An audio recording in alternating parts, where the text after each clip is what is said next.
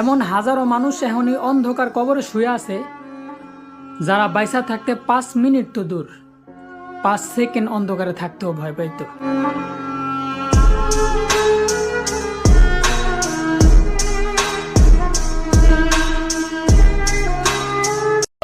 ছোটবেলায় যখন পড়া ভুল হইতো, মাস্টার সামনের স্টুডেন্টে যখন পিড়াইতো, তখন পিছে বসে ভাবতাম কোন সময় জানি এই পিড়ান আমারও খাওয়া লাগে।